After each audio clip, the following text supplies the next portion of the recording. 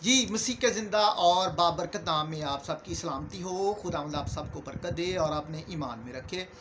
خداوند کے زندہ کلام میں سے آج جس ٹاپک پر بات کریں گے اس سے پہلے میں ایک چھوٹی سی بات کروں گا کہ جب آپ خدا کے کلام کو سنتے ہیں تو اس کو آخر تک سنا کریں۔ دیکھیں، خداوند کا کلام سننے سے بڑی برکت ملتی ہے اور جب اس کو شیئر کرتے ہیں تو بھی برکت ملتی ہے۔ میرے عزیزو، میں کسی اور ویڈیو میں اس ٹاپک پر بات کروں گا، لیکن شروع میں تھوڑا سا میں آپ کو بتا دوں کہ جس طرح یہ دنیا کے حالات چل رہے ہیں آپ بھی دیکھ رہے ہیں، اور کلام کی باتوں کو بھی اگر ہم سامنے ان چیزوں کو رکھیں تو آسمان کی بادشاہی بالکل قریب ہے، اور خداوند یسوع مسیح کا کوئی پتہ نہیں کہ وہ کب آ جائے اس دنیا میں۔ میرے عزیزو، اس کے آنے سے پہلے ہمیں اپنے آپ کو تیار ہونا ہے، اور تیار کیسے ہونا ہے؟ ہم بھی کوشش کرتے ہیں کہ آپ کو کلام سنائیں، اور اپنے آپ کو بھی ہم تیار کرنے کی کوشش کر رہے ہیں اور آپ کو بھی ہم تیار کرنے کی کوشش کر رہے ہیں۔ میرے عزیزو، یہ کلام ہی ہے جس کی تیاری سے ہم آسمان کی بادشاہی میں جا سکتے ہیں، اور آسمان کی بادشاہی جو بہت جلد قریب ہے۔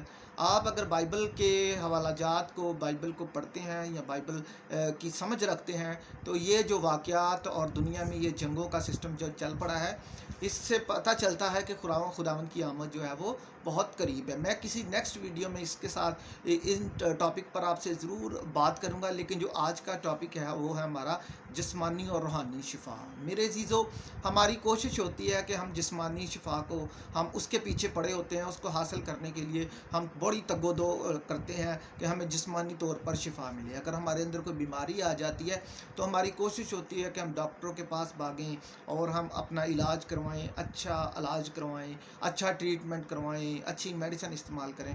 لیکن آپ نے کبھی یہ سوچا ہے کہ ہمیں روحانی شفا کی بھی ضرورت ہے؟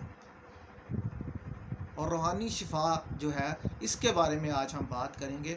جسمانی شفا بھی ضروری ہے تاکہ ہمارا جسم تندرست رہے، لیکن اس سے زیادہ ضروری ہے کہ ہم روحانی شفا حاصل کریں، کیونکہ یہ جب عدالت ہوگی، جب خداوند آئیں گے تو اس بدن کی نہیں بلکہ ہمیں روحانی شفا کی ضرورت ہوگی۔ وہاں پر ہماری جو روحانی طور پر جو کام ہم نے کیے ہوں گے اس کا جو فیصلہ وہ ہوگا۔ تو آج ہم خداوند کے زندہ کلام میں سے آپ کے لیے حوالہ جو لے کر آئے ہیں وہ ہے مقدس یوحنا رسول کی معرفت لکھی گئی انجیل۔ اس کا میں پڑھوں گا 5 باب، اور پہلی سے 14 آیت کو ہم پڑھیں گے، اور جب پڑھیں گے اس کے بعد ہم اس کی ڈیفینیشن کی طرف آئیں گے۔ کلام کی میری کوشش ہوتی ہے کہ ویڈیو چھوٹی ہو، کنٹینٹ آپ کو سمجھ لگ جائے کہ ہم آپ سے کیا کہنا چاہ رہے ہیں۔ یہ مسیح کے منہ کی باتیں ہوتی ہیں جو ہمیں روح کے ذریعے، خداوند کی روح کے ذریعے ہمیں ملتی ہیں، جو ہم آپ تک پہنچاتے ہیں۔ تو میرے عزیزو، اس کو غور سے سنیا کریں، کیونکہ یہ مسیح یسوع کے منہ کی باتیں ہیں جو آپ تک پہنچتی ہیں۔ کلام کو پورا سنیں کیونکہ وقت جو ہے وہ بہت نزدیک ہے۔ اپنے آپ کو تیار کریں، روحانی شفا کو حاصل کریں اور اپنے آپ کو تیار کریں خداوند کی بادشاہی کے لیے۔ ہاللیلویہ! خداوند آپ کو برکت دے۔ مقدس یوحنا رسول کی معرفت لکھی گئی انجیل، اس کا 5 باب، اور میں پہلی آیت سے 14 آیت تک آپ کو ریڈ کروں گا، اور اس کے بعد ہم اس کی ڈیفینیشن کی طرف آئیں گے، اس کو ڈیفائن کریں گے کہ خداوند ہمیں یہاں پر کیا بتانا چاہتے ہیں۔ ان باتوں کے بعد یہودیوں کی ایک عید ہوئی اور یسوع یروشلم کو گیا۔ یروشلم میں بھیڑ دروازے کے پاس ایک حوض ہے جو عبرانی میں بیت حسدہ کہلاتا ہے، اور اس کے 5 برآمدے ہیں۔ ان میں سے بیمار اور اندھے اور لنگڑے اور پزمردہ لوگ جو پانی کے ہلانے کے منتظر ہو کر پڑے تھے، کیونکہ وقت پر خداوند کا فرشتہ حوض پر اتر کر پانی ہلایا کرتا تھا۔ پانی ہلتے ہی جو کوئی پہلے اترتا سو شفا پاتا، اس کی جو کچھ بیماری کیوں نہ ہو۔ وہاں ایک شخص تھا جو 38 برس سے بیماری میں مبتلا تھا۔ اس کو یسوع نے پڑا دیکھا اور جان کر کہ وہ بڑی مدت سے اس حالت میں ہے، اس سے کہا، کیا تو تندرست ہونا چاہتا ہے؟ میرے عزیزو، اس پیراگراف کو آگے بڑھنے سے پہلے تھوڑا سا میں آپ کو یہاں پر بتاتا ہوں کہ یہ ایک حوض تھا۔ ان شارٹ میں آپ سے بات کرتا ہوں، اور یہ جو ہے ये यरूशलेम के अंदर ये मौजूद था। और बीमार जो थे या जो भी जिस्मानी तौर पर बीमार होते थे, मसलन जिसको कोढ़ होता था या कोई अंधा होता था या कोई किसी बीमारी में मुब्तला होता था, तो यहाँ पर इस हौज़ को खुदावंद का फरिश्ता आकर हलाता था।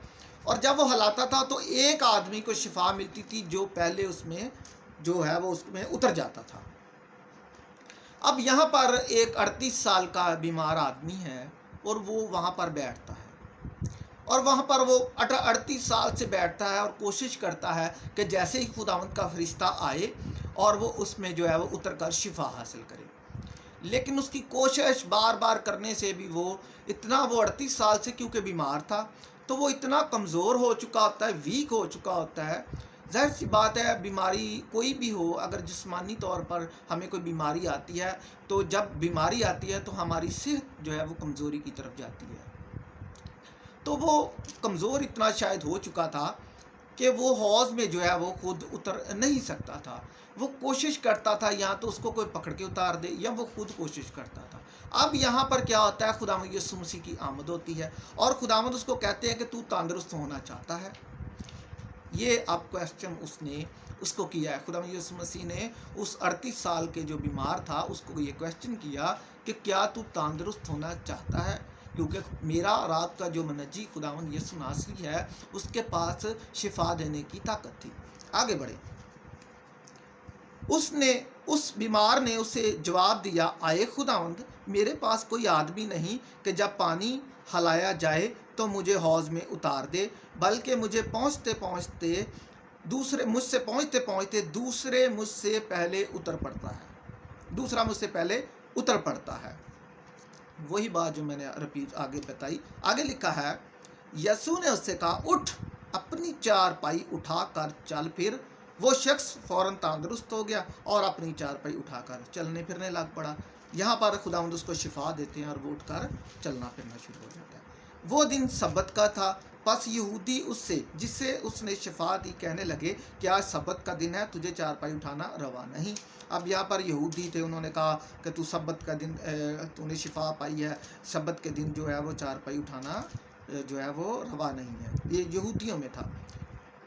उसने उन्हें जवाब दिया कि जिसने मुझे तंदुरुस्त किया उसी ने मुझे फरमाया कि तू अपनी चारपाई उठाकर चल फिर। यानी कि खुदावंद यीशु मसीह ने मुझे तंदुरुस्त किया है, उसने मुझे कहा है कि तू अपनी चारपाई उठा और चल फिर। अच्छा, आगे लिखा है, लेकिन जो शिफा पा गया था वो ना जानता था कि कौन है, क्योंकि भीड़ के सबब से यीशु वहाँ से टल गया था। इन बातों के बाद वो यीशु को हैकल में मिला।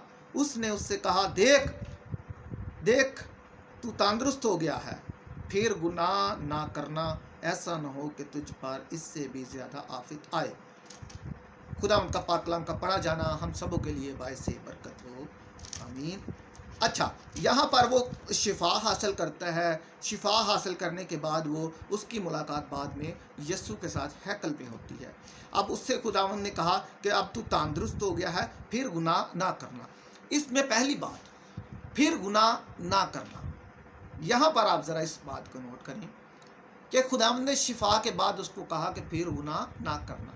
इसका मतलब ये है कि जब खुदावंद ने उसको शिफा दी, उससे पहले खुदावंद ने उसको माफ़ किया, उसके गुनाह माफ़ किए, फिर उसको शिफा दी। ये पॉइंट नोट कर लें। पहले खुदावंद ने उसको गुनाह उसके माफ़ किए, फिर उसको शिफा दी। अब खुदावंद ने उसके गुनाह क्यों माफ़ किए और पहले क्यों किए, इस टॉपिक को मैं लास्ट में आपके साथ पूरा डिफाइन करूंगा। लेकिन इस हवाले को आप इस बात को नोट कर लें कि क्या लिखा है कि फिर गुनाह ना करना, ऐसा ना हो कि तुझ पर इससे भी ज़्यादा आफत आए। इस चीज़ को नोट करें और आगे बढ़ते हैं। मरकस की इंजील उसका 2 बाब पहली आयत से मैं रीड करूंगा 12 आयत तक। कई दिन बाद जब वो कुफरनहूम में फिर दाखिल हुआ तो सुना गया कि वो घर में है। फिर इतने आदमी जमा हो गए कि दरवाजे के पास भी जगह ना रही, और वो उनको कलाम सुना रहा था। और लोग एक मफलूज को 4 आदमियों से उठवा कर उसके पास लाए। मगर जब वो भीड़ के सबब से उसके नज़दीक ना आ सके तो उन्होंने उस छत को जहाँ वो था खोल दिया और उसे उधेड़ कर उस चारपाई को जिस पर मफलूज लेटा था लटका दिया। यसु ने उनका ईमान देखकर मफलूज से कहा, बेटा तेरे गुनाह मुआफ हुए। अब ये दूसरा पॉइंट है, इसको भी नोट कर लें।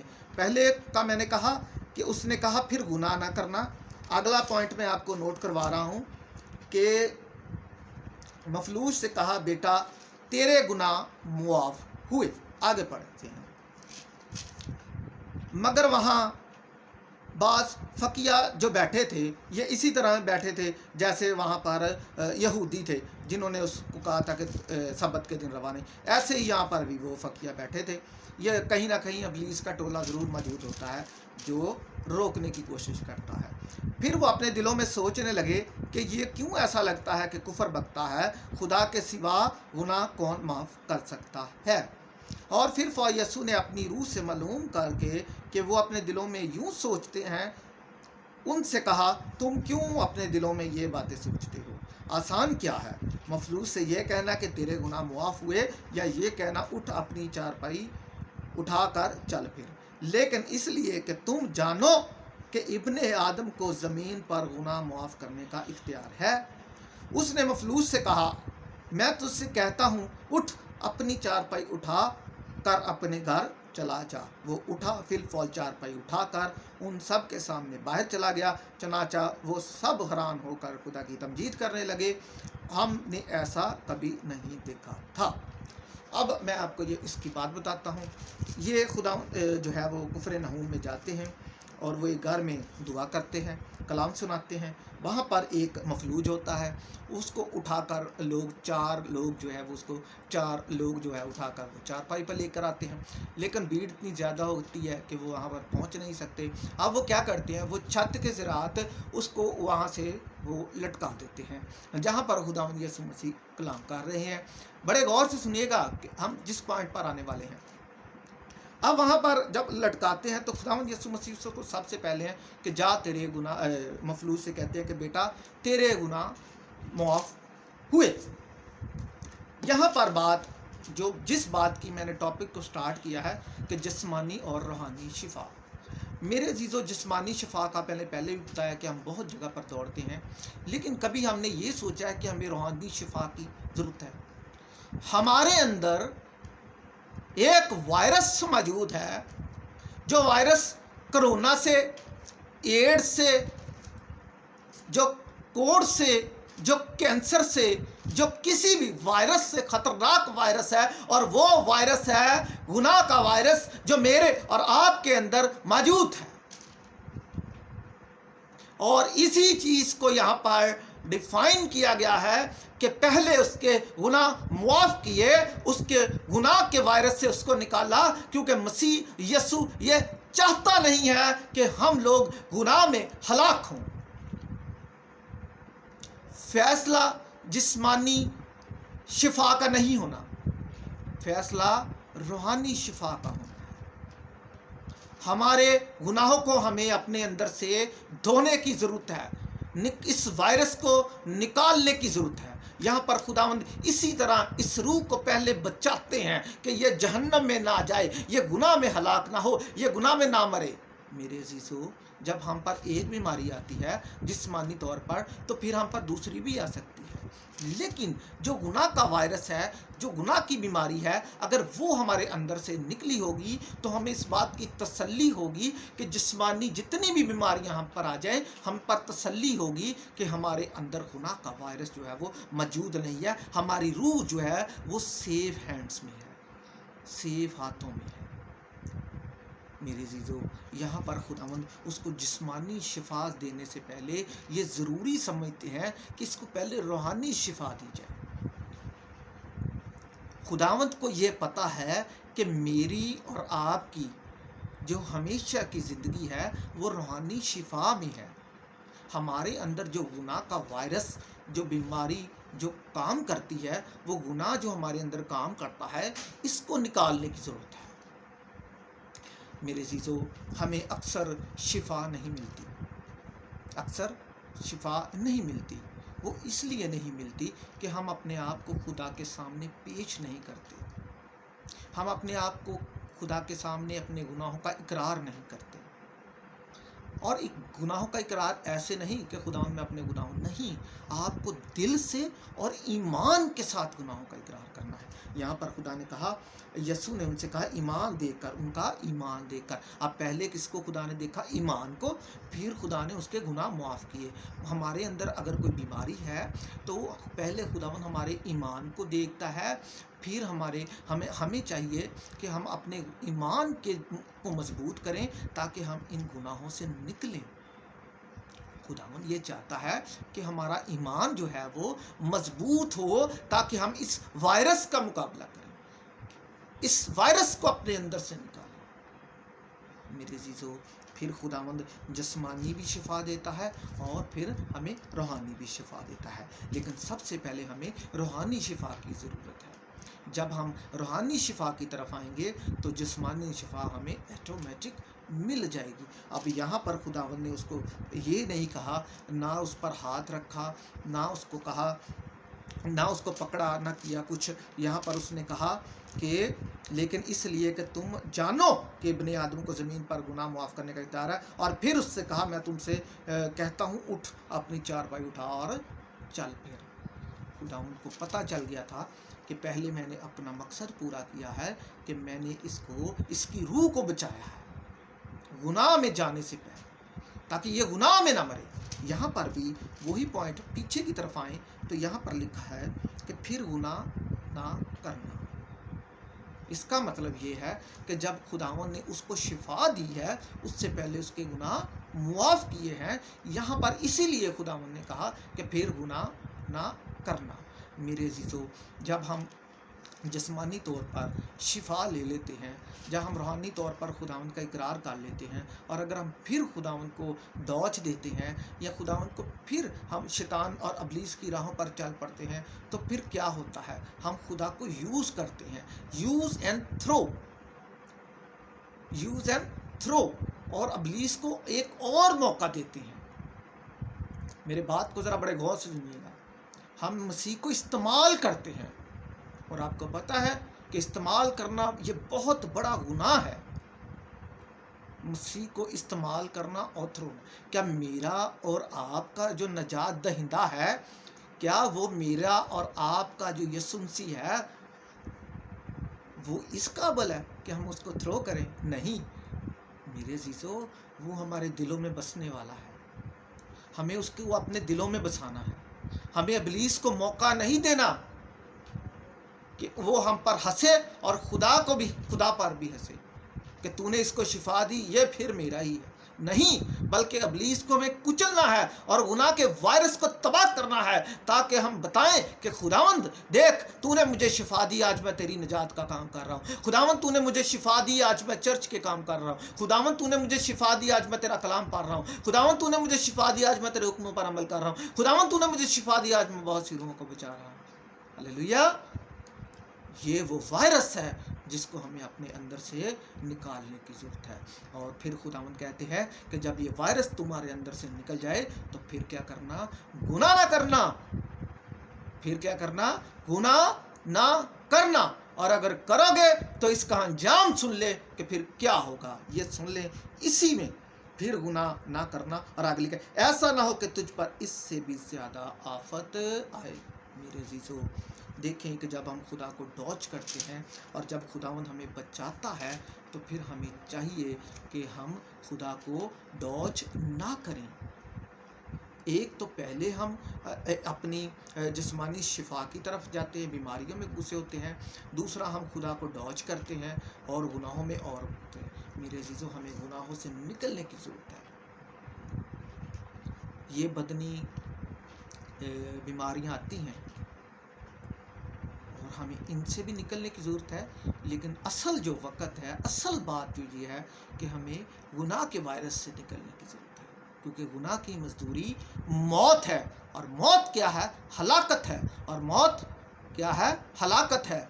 ये अबदी मौत है। मैंने कल भी अपनी वीडियो में जिक्र किया है कि जो एक बार जो 2 बार पैदा होता है वो एक दफ़ा मरता है, यानी कि एक दफ़ा जिस्मानी पैदाइश होती है आपकी और एक दफ़ा रूहानी पैदाइश होती है, और वो मरता एक दफ़ा ही जिस्मानी मौत, ठीक है।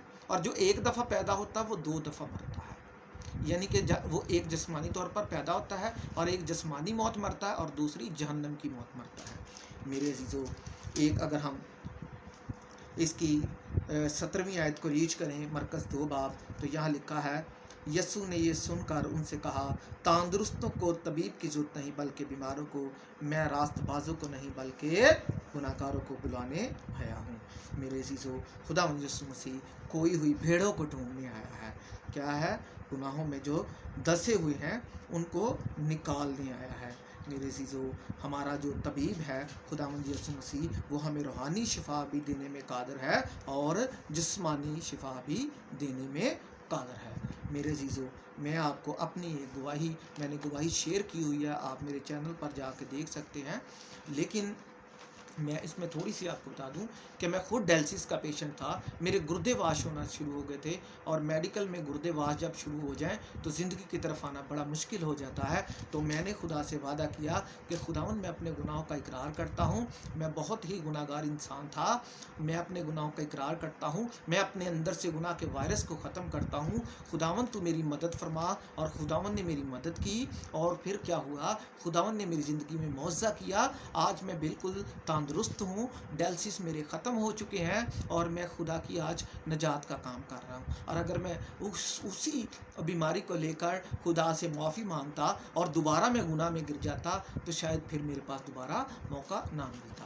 मेरे अजीज़ों, आखिर में मैं अमसाल की किताब उसका 28 बाब और 13वीं आयत को मैं रीड करूँगा। यहाँ पर लिखा है, जो अपने गुनाहों को छुपाता है कामयाब ना होगा। यानी कि छुपाने से मुराद है कि हमें गुनाहों में नहीं रहना, हमें भागना नहीं है, बल्कि क्या करना है, इकरार करना है अपने गुनाहों का। किसके आगे? आपके और मेरे मसीहा के आगे। आगे लिखा है, लेकिन जो उनका इकरार करेगा उसको तरक करता है और उस पर रहमत होगी। यानी कि मेरे अजीज़ों, जब हम अपने मसीहा के आगे अपने गुनाहों का इकरार करते हैं और मसीह को यूज़ नहीं करते बल्कि इब्लीस को कुचलते हैं और खुदावंद से मदद मांगते हैं और ईमान की मजबूती मांगते हैं, तो फिर क्या होता है, हम पर खुदावंद की रहमत होती है। रहमत से मुराद है कि हमारे जिस्मानी रहमत भी, रूहानी रहमत भी, हमारे हर एक काम में भी खुदा की रहमत होती है। क्योंकि जब हम खुदा को अपने साथ लेकर चलते हैं तो खुदावंद हमें बरकत देता है। मुझे और आज आपको ज़रूरत है कि अगर हमारे अंदर जिस्मानी शिफा नहीं है तो हम खुदा से मांगें, वो हमें जिस्मानी शिफा भी देगा। और अगर हम गुनाहों में दुसे हुए हैं तो सबसे पहले अपने गुनाहों का इकरार कहें कि खुदावंद मुझे रूहानी तौर पर शिफा दे। पहले मैं अपने गुनाहों का इकरार करता हूँ, खुदावंद तू मुझे मुआफ़ कर, मेरे अंदर से गुनाहों को निकाल, इस वायरस को निकाल, इस गंदगी को निकाल जो मैंने अपने अंदर पाल रखी है। और ये सबसे बड़ा वायरस है जो मैंने अंदर, हर बीमारी, वो कहते हैं ना कि हर बीमारी का इलाज है, ठीक है, लेकिन गुनाह का इलाज डॉक्टरों के पास नहीं है। हालेलुया। गुनाह को मुआफ़ करने का इख्तियार किसके पास है? इब्ने आदम के पास है। उसको ज़मीन पर भी और आसमान पर गुनाह को माफ़ करने का इख्तियार है, ठीक है। और ये गुनाह का जो वायरस है, ये दुनिया में आप चले जाएं, आपको कैंसर के डॉक्टर मिल जाएंगे, आपको कोढ़ के डॉक्टर मिल जाएंगे, आपको आंखों के डॉक्टर मिल जाएंगे, गुर्दों के मिल जाएंगे, हर चीज़ के डॉक्टर मिल जाएंगे, लेकिन गुनाह का डॉक्टर मेरा और आपका जिंदा खुदा है और जिंदा मसीहा है। ये गुनाह का डॉक्टर है, ये गुनाह के वायरस का डॉक्टर है। और पूरी दुनिया में गुनाह के वायरस का डॉक्टर कोई नहीं है मेरे मसीह के अलावा, क्योंकि वो हमें बचाने आया है, हमें छुड़ाने आया है। अपने आप को आसमान की बादशाही के लिए तैयार करें और अपने आप में कोशिश करें, क्योंकि मैंने शुरू में भी बताया कि मसीहा की आमद बहुत जल्द है। मैं इस पर एक ज़रूर वीडियो रिकॉर्ड करूंगा आपके लिए। खुदावंद आपको इस कलाम के बस बड़ी बरकत दे, मसीह के नाम से, आमीन।